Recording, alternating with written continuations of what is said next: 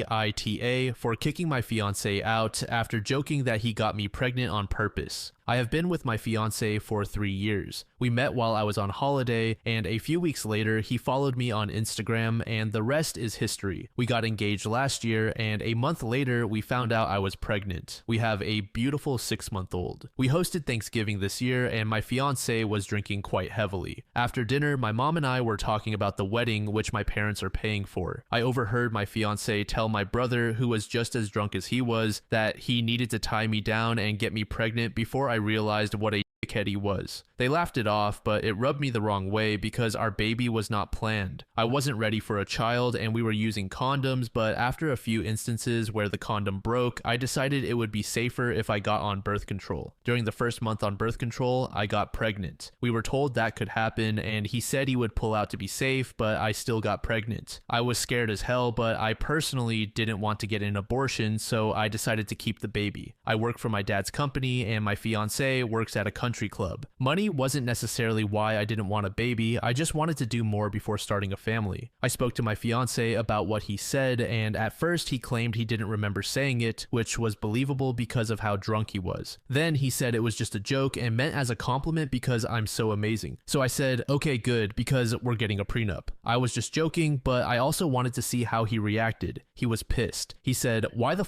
would I sign a prenup when we have a baby together and a house together? I will not sign one. We wouldn't need one because we're never separating. And that me mentioning a prenup was insulting and emasculating. I never felt threatened or anything like that, but he did make me uncomfortable and he woke our baby up. So I told him to leave, which he did. The day after I kicked him out, he sent me a long apologetic message about how it was out of character for him to get loud, which it was. He's never acted like that before. I replied that I appreciated the apology, but still needed a day or two to think everything through. The next day, he sent a bouquet to the apartment. On Sunday, he sent me a booking confirmation for a massage he booked for me at the club and offered to come over to watch our son and cook dinner. Tonight, he sent me a message saying that I'm being an asshole and that I'm taking a meaningless joke to heart and that he's wasting money he could be saving for the wedding on the hotel. Now, things that went over my head before are starting to seem suspicious, but breaking up my family over this doesn't seem right. Am I overthinking this or being an asshole? Update. A lot of people were asking for context. When I said I wanted a prenup at the time, I wasn't being serious. Maybe I was being an asshole trying to get a reaction. Based on the 3 years we've been together, I would have never imagined he'd react the way he did. Why did the joke bother me so much? About a year ago, he lost his job.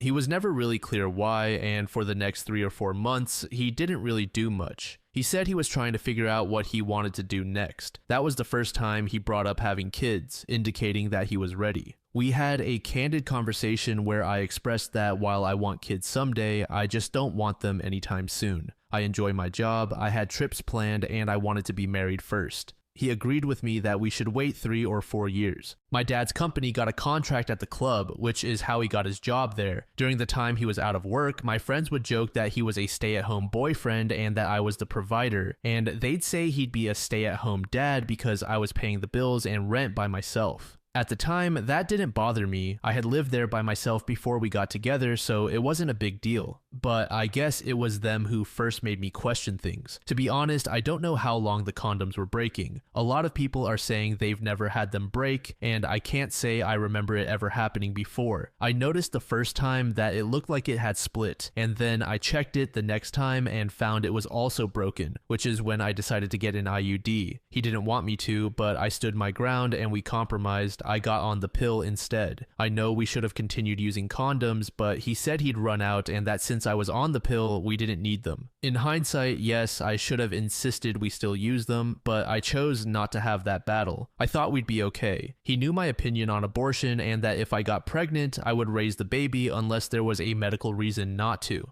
Financially, my family is successful. I work for my dad's company and have 2 trust funds, one of which I received at 18. Before I got pregnant, I was making plans to start my own house flipping business, but I decided to put that on hold. I still work from home with flexible hours, but he said that once we're married, he wants me to stop working so I can focus on our kids and that he'll support us. However, I've never really liked that idea, mainly because although I've never had to worry about money, my parents always taught us the importance of financial stability. My mom always said to never be financially dependent on anyone. Plus, with my fiance's current salary, I'm not sure it would cover all of our expenses. The only reason why I haven't told my dad is that they have a good relationship, and I don't want to blow everything up over an overreaction on my part. Without context, I would think that this quote-unquote joke was fine. However, learning that OP wasn't prepared for a child yet, chose to keep the baby, is definitely concerning. Even if her partner truly only meant to make a joke, he messed up. He should have known that OP didn't want a child at the time of her pregnancy, and that saying something like this was bound to stir up some issues.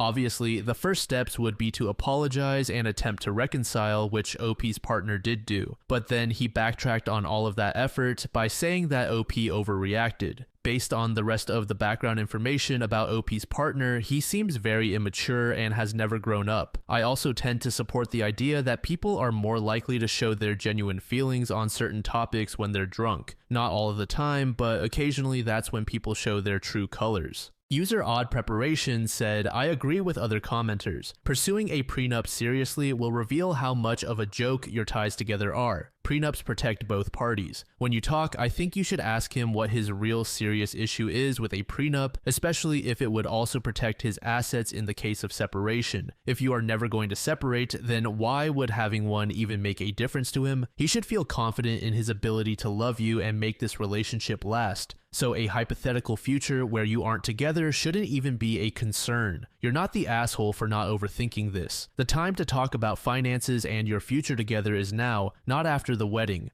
User Little Happy Pumpkin said, NTA, he is love bombing you. Make a prenup mandatory, along with anger management and couples therapy if you choose to stay with him. Don't add him to any documents. What is yours is yours. Create a trust for your children's inheritance and have someone other than him be in charge of it. Talk to your dad and see what he says. User NYC Storyteller said, NTA, you absolutely should not marry this man. I hope that the house is in your name alone and that you can afford it on your own. If you do take him back, you really better not marry him without a prenup and premarital counseling. If you've jointly put money down on the house, you need to document that and have a plan for who gets the house and how the other person will be bought out. Update. I made a post last week about a joke my fiance made at Thanksgiving while drunk. For those who haven't seen my earlier post, he joked that he got me pregnant to tie me down and I didn't know what to make of it, so I posted here to get outside opinions. I didn't want to initially talk to my friends or family about it because they're all quite close to him and I didn't want to make a mountain out of a molehill or cause rifts in their relationships. Yesterday, we had a conversation about where I was at, but he said he couldn't go back to the hotel because they kicked him out for smoking in the room.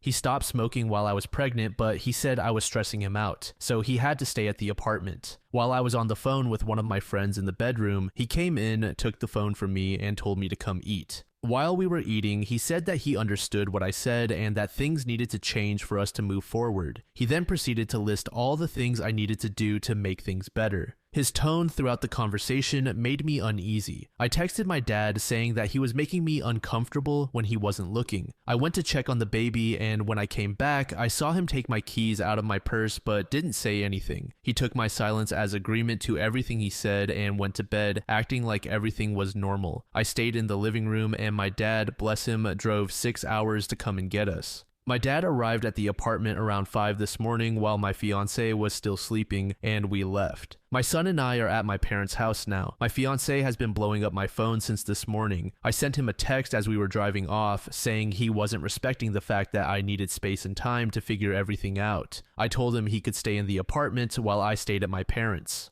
We haven't officially broken up or called off the wedding. My parents, who are paying for it, have said they don't care if I want to call it off, but I feel bad. I just want to say thank you to everyone who replied to my original post and private messaged me. I didn't think people would care about me. I feel like every option I have is bad. The thought of being a single mom is scary. If my fiance's behavior gets worse, that would be terrible. If we cancel the wedding and cost my parents thousands of dollars, I'll feel guilty. And if we break up altogether, especially since we just got a house together and are both on the mortgage, it's also scary being without him for good after being together since I was 19. UserBearLiz said, NTA, it was very worrisome that he took your car keys. He's also very controlling and there are a lot of red flags. His comments about getting you pregnant and how everything is your fault and that you need to change for the better are concerning. You're young and shouldn't waste your life on something you will regret. He will not change because in his view, you're the one who needs to shape up. User here from FB said, OP, if you go back, he will make it harder for you to leave again. You seem to be coming to the realization that this is not a healthy partnership, and I hope you follow that intuition. Listen to your parents when they say it's okay not to go through with the wedding. Your dad drove 6 hours for you on the fly, and your mom has taught you to never be financially reliant on someone. Those are parents who just want their daughter to be safe. Do not go back without someone with you. I genuinely believe your fiancé is not safe for you to be alone with, and if you for some reason choose to stay, fight tooth and nail for that prenup, but I do think you and the baby need to get out.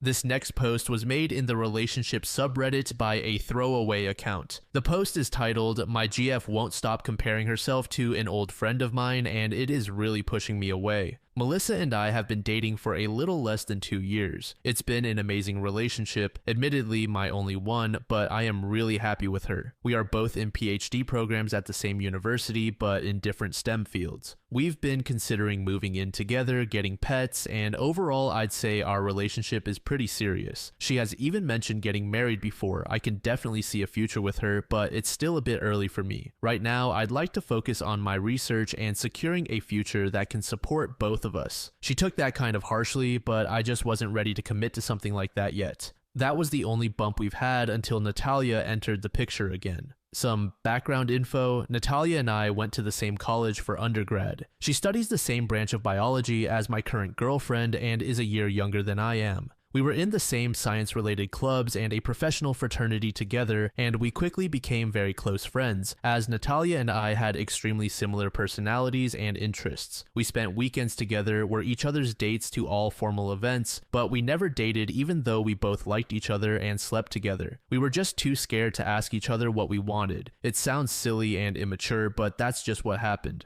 We were essentially friends with benefits for 2 years, but we always knew that we had very different plans for the immediate future. I was graduating before her, and she was going to move to another country to work and do research before coming back to the States for her PhD. It was kind of an unspoken acknowledgement that when I graduated, we would go our separate ways, but we always joked that maybe we would run into each other again since we had the same dream school for grad school. We tried to remain in contact when I left, but it was just too hard on both of us. We missed each other, but were busy with our own lives and eventually stopped talking. No hard feelings. It happens. We moved on. That was almost 5 years ago. Before Melissa, I used to wonder if Natalia and I could have made it together. But now that I have a girlfriend, that thought hasn't crossed my mind at all. I am happy now, or at least I was. Last year, Natalia was accepted into the PhD program at my university. It's the same dream school we talked about years ago. I didn't know this until a little over half a year ago. One day, my girlfriend came over because she was really upset. I will spare most of the details, but basically, a professor in her department had told her that he had room for one more grad student to join him on one of his research trips to South America the following summer. My girlfriend really thought he was going to pick her because they had a pretty good relationship, but he met with her and told her that there was a new grad student who already had experience with this particular species, worked with the South American university he was collaborating with, and spoke Spanish.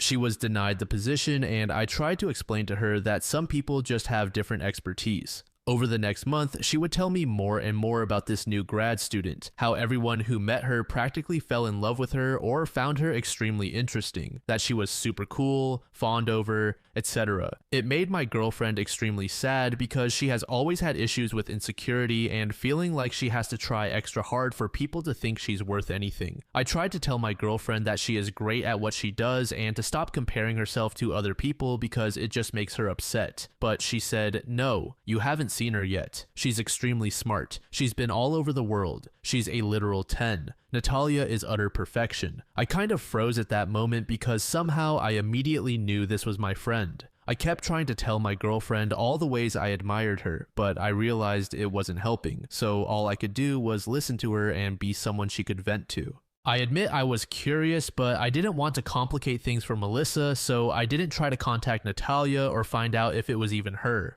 A few weeks later, however, I ran into her at a cafe on campus. It was really great to see her again. We sat together for about an hour and a half, just catching up with one another. I told her about my research and she told me about hers. She had accomplished so much for herself in the few years since I had last seen her, and I was so happy for her. I mentioned that I had a girlfriend who was in the same department as she was, and she asked if we could all hang out sometime since she was still new to the town. Natalia seemed really excited and not at all disappointed. We exchanged numbers and parted ways. It felt evident to me that we had moved on. Whatever romantic feelings we had for each other were purely platonic now. We were both doing very well and genuinely happy. That night, I told my girlfriend that I ran into Natalia and that she was actually a really good friend of mine from college. I knew my girlfriend felt insecure at work and in the lab, and I did not want her to feel threatened within our relationship. I suggested we all have lunch sometime so she could meet Natalia because I actually thought they could get along. My girlfriend was kind of taken aback and immediately started asking me if I ever liked Natalia, if she was my ex, and if we dated. I said no. We never dated, we were only friends, but I did like her a lot. I reminded her that this was 4 years ago and that I had not thought about Natalia at all since I started dating her. My girlfriend left the house for the night because she said she was really stressed and didn't want to think about it right now. I felt like I had done something wrong and decided not to mention Natalia again. Ever since that night, my girlfriend has been asking me really strange questions, like if I thought she was smart enough. Of course, I think she's smart. The university we are at is one of the best in the nation. She then said, well, you and Natalia went to XX Ivy League University for undergrad and I went to X State University, so she's clearly beaten me both times. I was appalled and told her there is no competition. I am with you. It doesn't matter where you went to undergrad, look at where you are now. She just wouldn't stop talking about how much more experience Natalia has and how much better her resume probably looks. She would ask me this multiple times and it really upsets me to see how much she works herself up over these things. What's worse is when she compares her looks to Natalia's. Lately, Melissa will not stop complaining about how pale she is, how easily she sunburns, how short her hair is, and how nothing fits her well. She says, I wonder how Natalia stays so skinny. I wish I were mixed like Natalia. Natalia is so exotic looking. I always tell her how beautiful she looks and how attractive I find her. Melissa is beautiful. I love everything about her, even though she doesn't love herself as much as I do. I would never say this to Melissa, but Natalia is definitely more of a conventionally attractive woman in terms of arbitrary societal beauty standards. But that doesn't matter to me. I don't love my girlfriend just because of her looks. It's so difficult to convince someone that you find them attractive when they want to jump out of their own skin.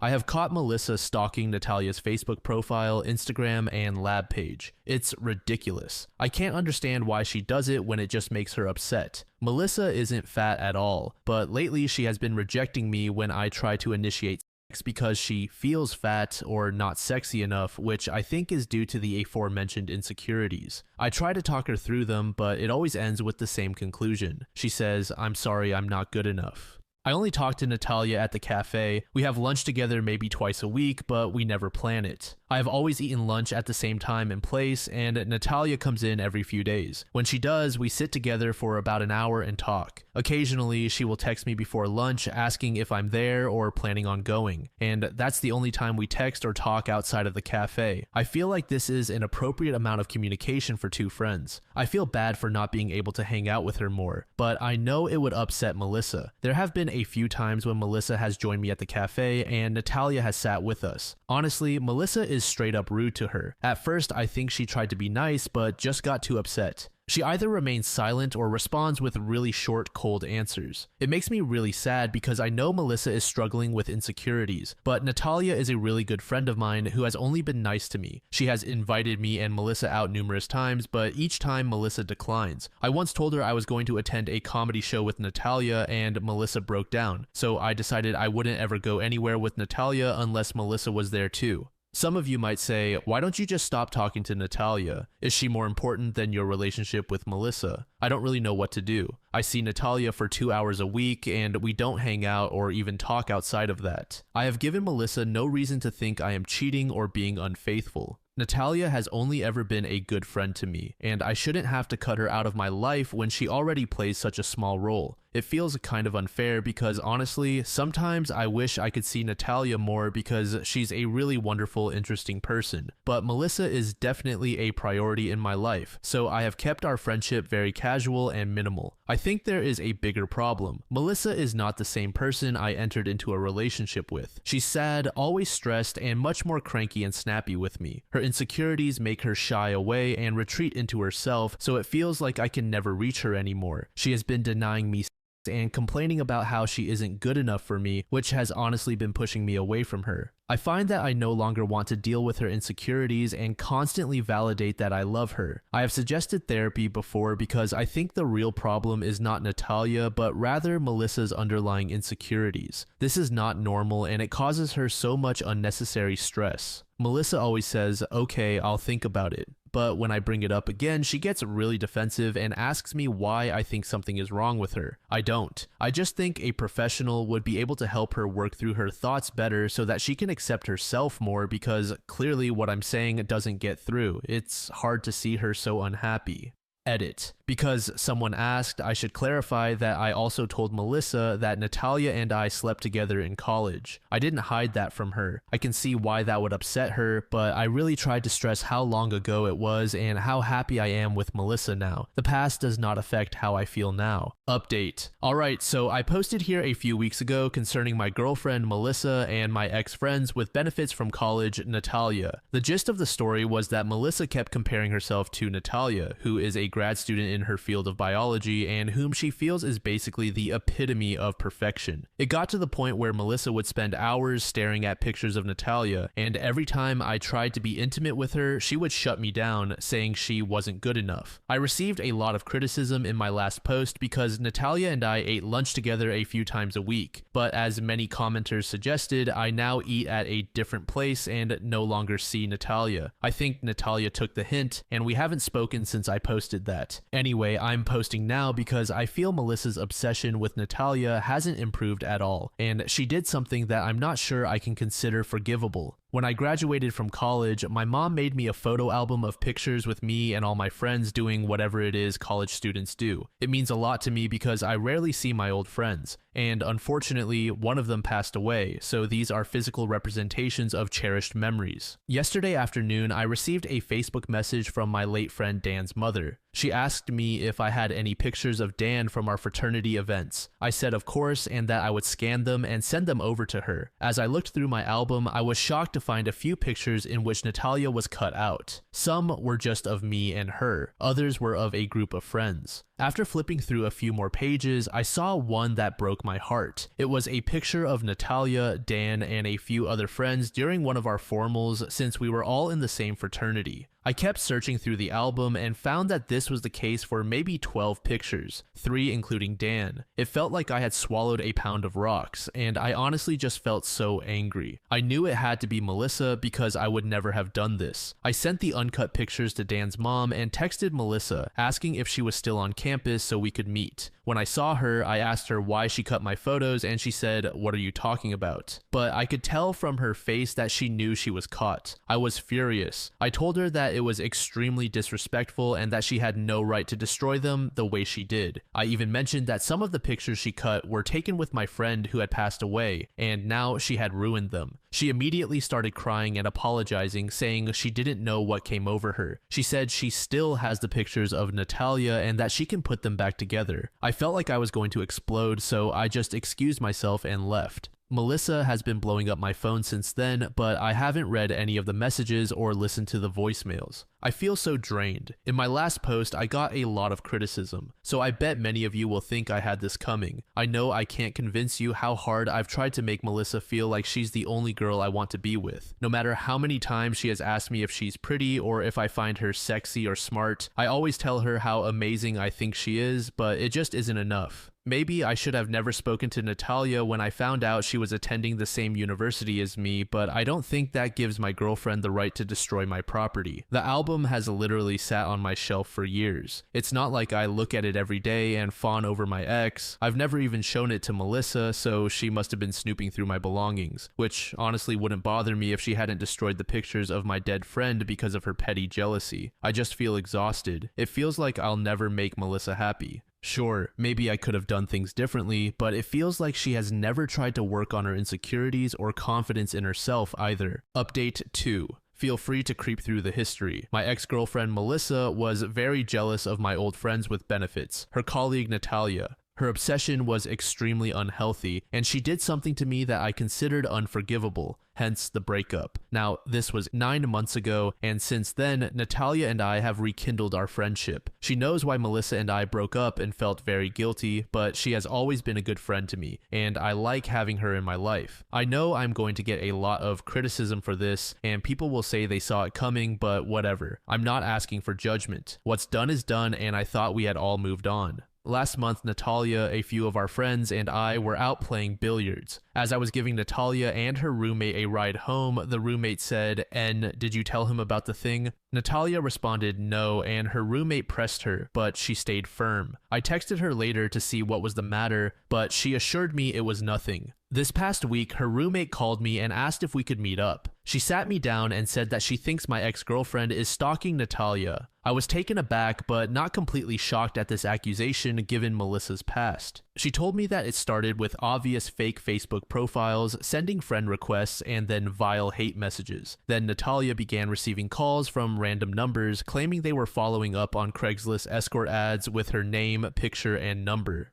The roommate knew about the picture situation and immediately suspected Melissa. That was a few months ago. Last month, Natalia and some friends were heading back from the movies when a guy in Melissa's grad school cohort saw a car parked along Natalia's street and said, "Hey, what's Melissa doing here?" This freaked her out since she had seen that car parked there several nights a week for the past 3 months. This was the thing she didn't want to mention to me. This week, her growth chamber was contaminated. Apparently, someone let disease-carrying aphids into a few sections of the greenhouse and ruined several grad students' crop or plant experiments. Anyway, it was a pretty big deal for the grad students who needed to restart their experiments, including Natalia. However, her PI thought it must have been some undergrad who forgot that you're not supposed to enter the greenhouse after being in the aphid room. Her roommate, who is in the same department as Melissa and Natalia, thinks it was foul play on Melissa's behalf. Apparently, she's been bad-mouthing Natalia ever since we broke up. Obviously, that is a very strong accusation with no real proof, so she hasn't spoken to administration about it. It is really scary to think Melissa would go to such lengths to hurt somebody else. It sounds to me like Natalia is being stalked, but she doesn't want me to know. I brought it up with her yesterday, and she confirmed what the roommate said. She dismissed the greenhouse incident, saying she doesn't want to think someone has it out for her. She also thought it was unlikely because the risk was so great. If it were done on purpose and the person were caught, they would be expelled from the program without a second thought. She did admit to having the feeling of being followed and that she'll be at a grocery store or cafe and thinks she sees Melissa there too.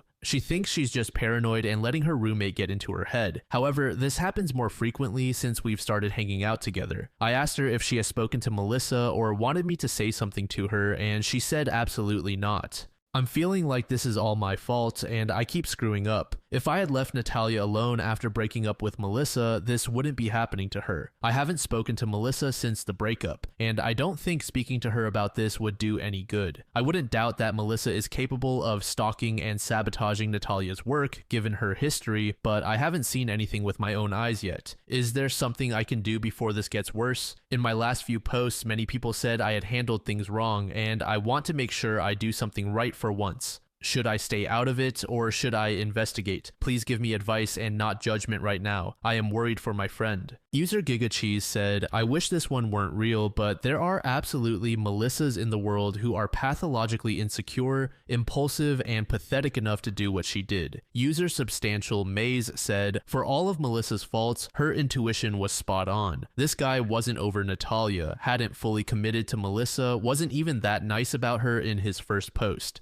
and started putting himself in places to see Natalia more and more. Totally innocent, sure. He absolutely created this situation, and no sooner had he split up with Melissa than he proved her right by getting back with Natalia. I'm always super wary of people who claim their exes are psychos, but then spin a yarn like this, where they're oh so innocent, but clearly maneuvering and manipulating to achieve what they really want while coming off as the nice one. Melissa may have been a tad unhinged to start with, but I imagine the gaslighting he put her through might have tipped her over the edge. The only solace I'm taking from OP's comments is that 5 years ago, supposedly 1 year after he got back with Natalia, he was scoring a random woman based on her looks. So either he split from Natalia or he's the kind of guy who cheats on his partner. I think the latter based on his track record. User Saltine Soup said OP sucks. I feel like he wasn't thinking about what could happen if he had a 90-minute lunch with his ex-bed buddy, especially since his current partner is insecure about it. Could he have guessed that Melissa would become a psychostalker? No, he couldn't have. But you can't convince me he truly thought that telling his insecure girlfriend he had a 90-minute lunch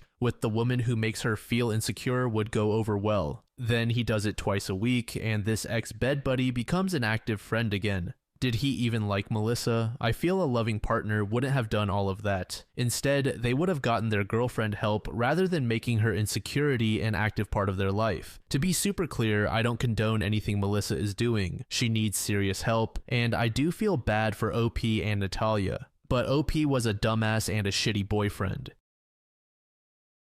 This final post was made in the AITAH subreddit by a user named Signal Hope. The post is titled AITAH for refusing to give my half-sister any of our grandmother's jewelry after they excluded me for years. For context, I am the product of an affair. My father was married when I was born, and his marriage fell apart because of it. He eventually divorced his now ex-wife, and his 3 kids have always resented me for it. I understand that what happened between our parents was messy and destroyed their happy family, but I was just a baby and they've punished me for it my whole life. Growing up, they excluded me from everything. They didn't want me around, made cruel comments when I was present, and acted like I didn't exist unless they were making me feel unwelcome. The worst part was when my mom passed away when I was 19. While I was mourning her death, they openly celebrated. I found out they made jokes about how the trash took itself out, and threw a party less than a month after the funeral to celebrate it. That broke me, and I've been no contact with them for years over it. Our shared grandmother wasn't much better. She wasn't outright cruel to me, but she clearly favored my half-siblings. They spent vacations and summers with her while she barely acknowledged me. She also made it known on more than one occasion that she wanted her jewelry to go to my oldest half-sister when she passed away as the oldest female grandchild in the family, since she never had any daughters of her own. It was well established among everyone who knew her that this was her intention. However, she didn't leave a notarized will, so legally, her estate went to my dad as her only child. To my shock, my dad gave the entire jewelry collection to me. He said he regretted how I'd been treated by the family and wanted me to have something meaningful. It was the first time he had ever done something to truly acknowledge me, and I was floored. Now, my half-siblings are furious, especially my oldest half-sister. She's demanding I give her some of the jewelry, claiming that since she was closer to our grandmother and that our grandmother had always intended for her to have it, it's unfair that I kept it all. She even said I wasn't really part of the family and has been calling me selfish and accusing me of stealing what was rightfully hers. I refused. I told her that after years of being treated like garbage, I'm not giving up the one thing my dad has ever done to acknowledge me. She accused me of being bitter and petty, saying I'm using this to punish them for things that happened years ago. I'll admit that part of me feels like I'm finally getting some compensation for their horrible treatment of me. But another part of me wonders if I'm being petty or cruel by keeping it all when the others were so much closer to our grandmother. Edit. Due to some people making assumptions about my mother, she did not know my father was married originally. They married after my father's divorce because at the time, my mother could not support the two of us by herself, and being an unmarried pregnant woman was a major cultural taboo for her. My father spent most of his time at home trying to make it up to his children, my half-siblings, during his custody time. As far as I am aware, my mother never treated them poorly. They tended to ignore her, and she did the same when they were around our house. Update. First, I want to thank everyone for the responses, advice, and support. I never expected this post to gain so much attention, and it's been overwhelming but also incredibly validating to know that so many of you understand where I'm coming from. After reading through the comments and reflecting on everything, I decided to stand firm in my decision to keep the jewelry. This is the first meaningful gesture my dad has ever made toward me, and I'm not going to give it up, especially to people who have done nothing but make me feel like an outsider my entire life. For greater clarification, the jewelry also represents a larger apology to me. No one has ever apologized for the treatment I faced throughout my childhood, even when I chose to cut them off. Not for the constant name-calling, not for the actual slurs they would regularly use against me, not for the unwanted comments about my weight and how I was a pig just like my mother. None of it. This is the only apology I've ever received that even tangentially relates to my childhood. That said, I didn't want to completely close the door on reconciliation, so I reached out to my dad to discuss everything. I asked him why he gave the jewelry to me and what he thought about the backlash from my half-siblings. He admitted that he regrets how he handled things during my childhood and feels that he prioritized his other kids at my expense. Giving me the jewelry was his way of trying to make amends, even if it's late. I also told him about how my half-siblings were treating me now and the things they had said about my mom in the past. He was upset and said he would speak to them about their current behavior, though that wasn't my intention, and I doubt it will make much of a difference. As for my half-siblings, the situation has only escalated. My oldest half-sister sent a long message accusing me of being vindictive and selfish, still claiming that I'm taking the jewelry out of spite. She tried to guilt-trip me again by bringing up how close she was to our grandmother and how much she wanted these specific pieces to remember her by. I didn't respond, but I've saved the messages in case things get worse. Unexpectedly, my middle half-brother reached out privately. He admitted he was wrong for how he treated me in the past and apologized. He said he doesn't care about the jewelry and just wants to move forward. I told him I appreciated his apology, but I need time to process everything before I can even consider having a relationship with him. I'm still no contact with my oldest half-sister and youngest half-brother. At this point, I don't see that changing. To those wondering about the jewelry itself, I've decided to have some of the pieces appraised and restored. I plan to wear a few of them on special occasions and keep the rest stored safely. They hold sentimental value for me now, not because of my grandmother, but because they represent a step toward my dad finally seeing me as part of the family, even if it's imperfect and overdue. That said, after speaking with my middle half-brother, I've come to understand that most of my oldest half-sister's anger and attacks come from a place of grief. As such, I plan to give her my grandmother's favorite pair of earrings. She wore them constantly, and while I doubt my sister will feel any gratitude toward me, I'm sure she'll appreciate the gesture nonetheless. Thanks again for all the support. This whole situation has been messy, but I feel more confident in my decision now. If anything else significant happens, I'll update again. The comments have made me realize that I've probably been giving my sister too much benefit of the doubt. While I do want to return the earrings to her, I think I'll offer to let her buy them back instead. For those concerned that letting her take them may incite her to sue me for the rest, I'll see how soon I can speak to a lawyer for a consultation. User Icy Cockroach said, I feel bad for the OP, but at the same time, the father is a POS. If the half-sister was truly as close to the grandmother as she claims, there were probably other ways for the father to make amends without giving away all the sentimental jewelry. OP is a victim, but the father just cannot stop hurting people. Edit. I mentioned this in some comments, but I also want to note how messed up it is that the one time OP thinks their father acknowledged them and what they went through, it's with the jewelry of someone who hated them. OP literally had to wait for someone to die to receive recognition because the father was incapable or unwilling to do it himself. He didn't acknowledge OP, he basically outsourced that task to a dead person. User Smalltown Cryptid said, OP's father really is trash. He gave her the jewelry, but effectively threw a goddamn grenade into an already tenuous situation. He only thought about alleviating his guilt and put no forethought into how OP would end up in the stepsister's crosshairs because the jewelry that was promised to her was given to her father's affair baby. That man is truly a selfish, spineless coward through and through.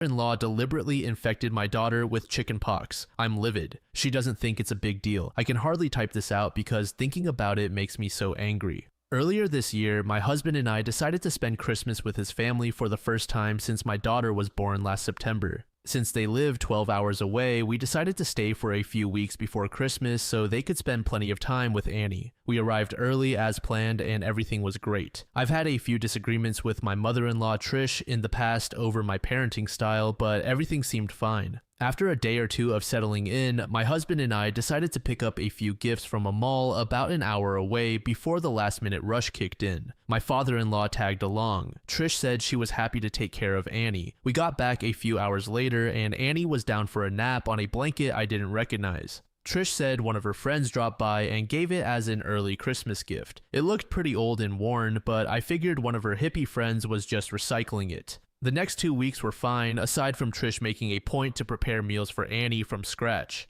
I mentioned this to my husband and he said to just let her be. Annie mostly mushed the food Trish gave her with her hands or threw the bowls on the floor, as she's been doing lately. Trish said it would take her a while to get used to nutritious meals. I was getting sick of her meddling, but it was only for a few weeks, so for the sake of the holidays, I let it slide. The day after Christmas, Annie was really unsettled and wouldn't stop fidgeting and crying. I took her temperature and she had a fever, so I kept an eye on her for the next few days, and thankfully